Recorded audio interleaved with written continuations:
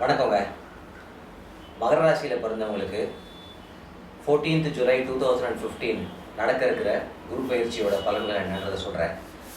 இந்த குரு பயிற்சிங்கிறது ஒரு வருஷம் இருக்குது, நமக்கு எல்லாமே தெரியும். இது இல்லாமல் January 2016 11th அன்னைக்கு ராகு கேத்து பயிற்சி வேறு இருக்குது. அதனால் மகர ராசிக்கு ஜூலையிலிருந்து ஜனவரி வரைக்கும் எப்படி இருக்கும், ஜனவரியிலிருந்து நெக்ஸ்ட் ஜூலை வரைக்கும் எப்படி இருக்குங்கிறத சொல்கிறேங்க. அதாவது போன வருஷங்கள் மகர ராசிக்குங்கிறது ஆக்சுவலி ரொம்ப நல்ல டைம். 7 குரு 11 சரின்ற சூழல்கள்லாம் நீங்கள் பார்த்துருந்துருப்பீங்க. பட் ப்ராக்டிக்கலி அதை பார்க்கும்பொழுது என்னோட அனுபவத்திலுமே கூட அதில் மகர ராசிக்காரங்களுக்கு ஒரு பெரிய பலன்கள் இது வரைக்கும் வரலைங்க. அதுக்கு மகர லக்னத்துக்கு மகர ராசிக்கு 3-12ஆம் வீட்டுக்கு அதிபதியாக இருக்கக்கூடிய குரு 7 இருக்கிறதுனால சில தொல்லைகளும் சிரமங்களும் நீங்கள் பார்த்துருந்துருப்பீங்க. இப்போ 8ஆம் இடத்துக்கு குரு பகவான் வரார்.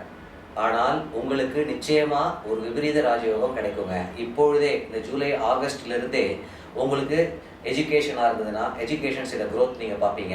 இல்லை கெரியர் அண்ட் பிஸ்னஸாக இருந்ததுன்னா நிச்சயமாக ஆல்மோஸ்ட் என்னோட அனுபவத்துலேயும் சரி மகர ராசிக்காரங்க for the past 2 to 2.5 years அவங்க ரொம்பவே சிரமத்தை பார்த்துருக்கீங்க.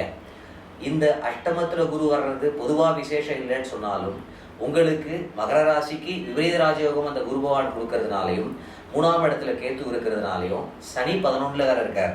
அதனால் நிச்சயமாக இந்த ஜூலை ஆகஸ்ட்லேருந்து டிசம்பர் வரைக்குமே ஒரு உன்னதமான ஒரு காலமாக உங்களுக்கு அமையும். ஃபினான்ஷியல் கமிட்மெண்ட்ஸ் நிறையா இருந்திருக்கும், கடன் தொல்லைகள்லாம் இருந்திருக்கும். அதெல்லாத்தையும் ஓவர் கம் பண்ணணும்னா டெஃபினெட்லி கெரியர் ஆர் பிஸ்னஸில் க்ரோத் வந்ததானே சால்வ் பண்ண முடியும். அது கண்டிப்பாக நடக்குங்க. ஹெல்த்தில் எந்த ப்ராப்ளம் இருந்தாலும் you will be in a position to over come the problem. அதை பற்றி நீங்கள் கவலைப்பட வேண்டாம். அதுக்கு அடுத்தது ஃபேமிலி லைஃப், அதில் இருக்கக்கூடிய டிஸ்பியூட்ஸ் எல்லாமே கண்டிப்பாக சரியாகி ஒரு யோகமான காலங்கள் வந்துடும். இது எல்லாமே எந்த முக்கியமான டிசிஷனாக இருக்கட்டும், ஒரு இடம் வாங்க போகிறேன், இல்லை வீடு கட்ட போகிறேன், இல்லை இன்னொரு வீடு விற்று இன்னொரு வீடு வாங்க போகிறேன், வாட் எவர் ஆஸ்பீஷியஸ் திங்ஸ் எதுவாக இருந்தாலுமே இந்த ஜனவரிக்கு முன்னாடி நீங்கள் பண்ணுற மாதிரி ஒரு ஸ்டெப் எடுக்கும்பொழுது நிச்சயமாக உங்களுக்கு யோகங்கள் வந்துடுங்க. ஏன்னா ஜனவரி மாதத்துக்கு அப்புறமா ஜனவரியிலேயே ராகு அண்ட் கேத்து பயிற்சி உங்களோட தனஸ்தானத்துக்கும் அஷ்டமஸ்தானத்துக்கும் வரும்போது கொஞ்சம் ஃபினான்ஷியல் ஸ்ட்ரெஸ் அதிகமாக இருக்கிறதுக்கான பாசிபிலிட்டி இருக்குது. அதனால தான் நல்ல நேரம் வரும்பொழுதே அதை நம்ம மேக்ஸிமம் யூட்டிலைஸ் பண்ணுங்கிறதுக்காக நான் உங்களுக்கு அதை சொல்கிறேன். இதெல்லாமே மகர ராசிக்கு இருக்கக்கூடிய ஒரு பொதுவான பலன். இன்னொரு முக்கியமான விஷயம் நான் உங்களுக்கு ஏற்கனவே பல வீடியோஸில் சொல்லியிருக்கேன், இருந்தாலும் இப்போவும் சொல்கிறேன். அதாவது இந்த உலகத்தில் பிறக்கிற 12 பேரில் ஒருத்தர் உங்களை மாதிரி மகர ராசி. ராசினா என்ன? அதாவது நீங்கள் பிறக்கும் பொழுது 9 கிரகங்களில் சந்திரன்ற கிரகம் மட்டும் மகரம் அப்படிங்கிற ராசியில் இருந்தார். அதனால் நீங்கள் மகர ராசின்னு சொல்கிறீங்க. ஆக்சுவலி ஒரு மனுஷனோட ஜாதகத்தை 9 கிரகங்கள் இருக்கும், வேறு வேறு இடங்கள்ல இருக்கும், லக்னம்னு ஒன்று இருக்கும், இப்போ நடக்கக்கூடிய தசாபுக்திகள்னு ஒன்று இருக்கும். உங்களை தொழிலை டிசைட் பண்ணுறதுக்குன்னு ஒரு கிரகம் இருப்பார். உங்களோட கல்யாணத்தை டிசைட் பண்ணுறது இன்னொரு கிரகம் இருப்பார். தொழில் நல்லா இருக்கும், ஆனால் தனஸ்தானம் சரியா இல்லைன்னா தொழில் மூலியமாக தனம் வராது. இந்த மாதிரி பல ஆங்கிள் இருக்குது. அதெல்லாம் வச்சு பார்க்கும்பொழுது தான் உங்களுக்கு முழுமையான பலன் வரும். அதுக்காக இந்த ராசி பலன் ஒன்றுமே கிடையாதான்லாம் கிடையாது. நிச்சயமாக ஒரு 35 to 40% ராசியோட பலன்கள் உண்டு. ஏன் நம்ம அந்த சந்திரன் அதுக்கு முக்கியத்துவம் கொடுக்குறோம் அப்படின்னா, சந்திரன்றவர் தான் நம்மளோட மைண்டு அண்ட் பாடி இதை ரெண்டுத்தையும் கண்ட்ரோல் பண்ணக்கூடியவர் அந்த சந்திரன். அதனால்தான் அந்த ராசி பலன் அப்படிங்கிறத நம்ம சொல்லிட்டு இருக்கோம். இதெல்லாமே இதை நீங்கள் பொதுவாக இருக்கக்கூடிய பலன்கள். மொத்த பலன்கள் எப்படி தெரிஞ்சுக்கிறது அப்படின்னா, பை காட்ஸ் கிரேஸ் எங்களோட வெப்சைட் yourgoodtime.in அந்த வெப்சைட்டுக்கு வாங்க. அந்த வெப்சைட்டில் நீங்கள் ஃப்ரீயாகவே அக்கௌண்ட் க்ரியேட் பண்ணலாம். அதில் உங்களோட name, date of birth, time, place of birth எல்லாம் பொறுமையாக நிதானமாக எல்லாத்தையும் கொடுத்துட்டு சப்மிட் பண்ணிங்கன்னா ஃபஸ்ட் டைம் இந்த வேர்ல்டு பை காட்ஸ் கிரேஸ் உங்களோட ஜாதகத்துக்குன்னு பலன் இருக்கு இல்லைங்களா, அந்த பலன்கள் வரிசையாக நிறையா வீடியோஸ் வரும். உங்களோட ஜாதகத்துக்குன்னு இருக்கிற மாதிரியான வீடியோஸ் வரிசையாக வருங்க. உங்கள் பாஸ்ட் லைஃப்பை பற்றி, உங்களோட பாஸ்ட் லைஃப்பில் நான் எப்படி சொல்லியிருக்கேன் அப்படிங்கிறத நீங்கள் பாருங்கள்.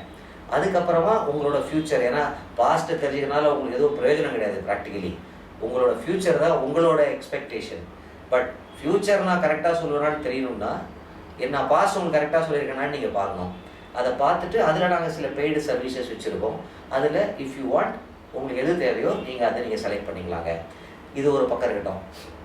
இன்னொரு முக்கியமான விஷயம், இதுதான் வாழ்க்கையில் நம்ம எல்லாரும் தெரிஞ்சுக்க வேண்டிய ஒரு விஷயங்க. நம்ம ஒரு 600 கோடி பேர் மேலே வாழ்ந்துட்டு இருக்கோம் இந்த உலகத்தில். என்னடா போர் அடிக்கிறானே அப்படின்னு நினைக்காதீங்க. த மோஸ்ட் இம்பார்ட்டண்ட் ஆஸ்பெக்ட் நான் சொல்கிறேன். இந்த 600 கோடி பேர் வாழ்ந்துட்டு இருக்க இந்த உலகத்தில் வேறு வேறு ரிலீஜன்ஸ், வேறு வேறு கடவுள்கள், ஏகப்பட்ட தெய்வங்கள் இருக்குது. Following various culture and various civilization. அதில் இந்து சாஸ்திரம் ஆர் நம்ம இந்து சனாதன தர்மம் படி பார்த்திங்கன்னா ஒரே ஒரு கடவுள் கிடையாது பாருங்கள். ஏகப்பட்ட தெய்வங்கள். ஒரு தெய்வமாக இருக்குது, சிவன், பிள்ளையார், முருகன், பெருமாள், நியூமரஸ் காட்ஸ். இந்த மாதிரி எனக்கு தெரிஞ்சு உலகத்தில் வேறு எந்த ரிலீஜன்லையுமே இவ்வளவு கடவுள்கள் கிடையாதுங்க. அது ஏன் நம்மள மட்டும் வச்சுருக்காங்க அப்படிங்கிறது ரொம்ப முக்கியமான விஷயம். நீங்கள் தெரிஞ்சாகணுன்றதுனால தான் நான் உங்களுக்கு அதை சொல்கிறேன். கொஞ்சம் பொறுமையாக கேளுங்க.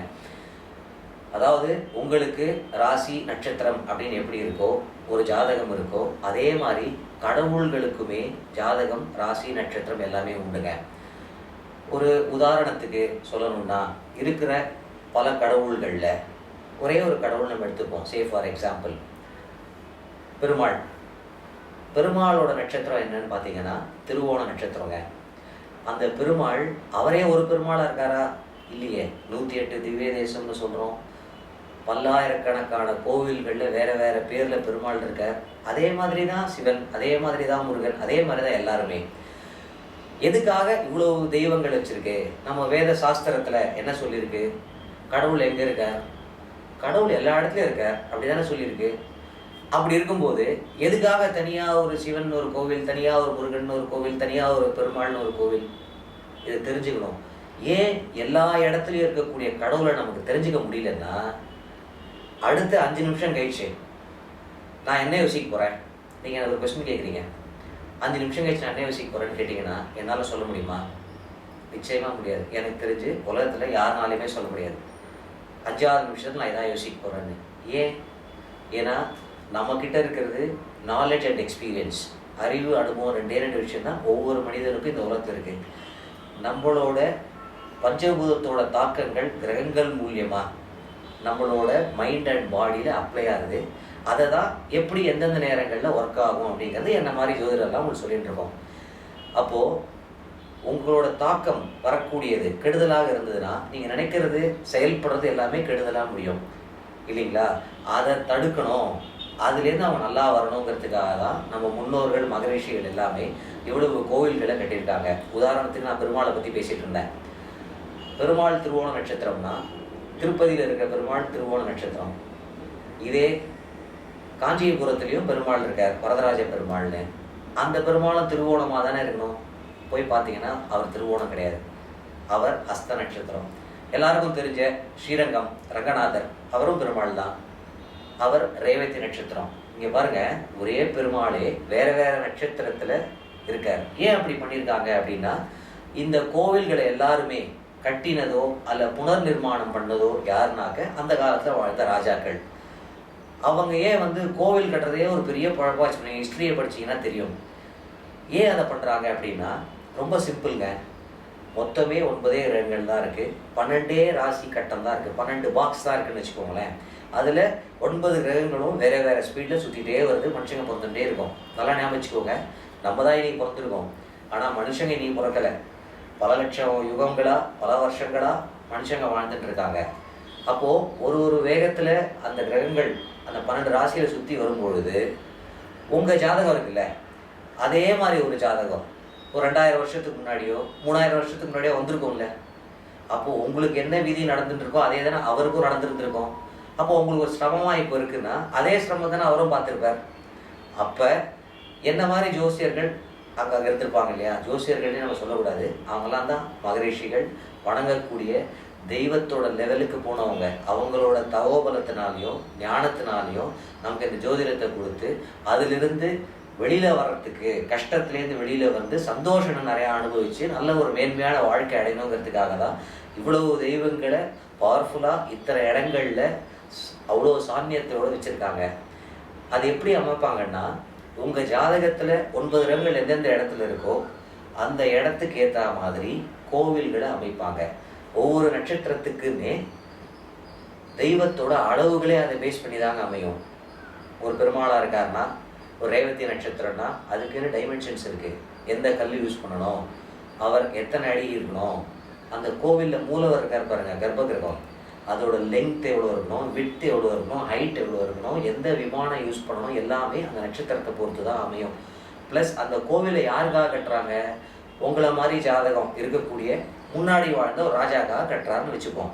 அப்போ அவரோட கிரகங்கள் அவர் ஜாதகத்தில் எங்கெங்கே இருந்ததோ அந்தந்த டைரக்ஷன்ஸ்க்கு ஏற்ற மாதிரி அந்தந்த தெய்வங்களை வேறு வேறு அளவுகளில் பிரதிஷ்டை பண்ணுவாங்க. அதனால தான் இன்றைக்கி ஒரு பெருமாளுக்கே நம்ம இத்தனாயிரம் பெருமாள் கோவில்கள் பார்க்குறோம், ஒரே சிவனுக்கே இத்தனாயிரம் சிவன் கோவில்கள் பார்க்குறோம். அதே மாதிரி தான் எல்லாமே.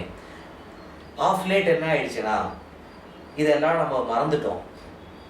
ஒரு கிரகத்துக்குன்னு உதாரணத்துக்கு இப்போவே குரு பயிற்சி 8ல் குரு இருக்குது, அதனால் குருவோட கோவில் போயிட்டு வாங்க, குருக்கு ஆலங்குடி இல்லை திட்டை இல்லைனா தட்சிணாமூர்த்தி அப்படின்னு நம்ம பொதுவாக எடுத்துக்கிறோம்.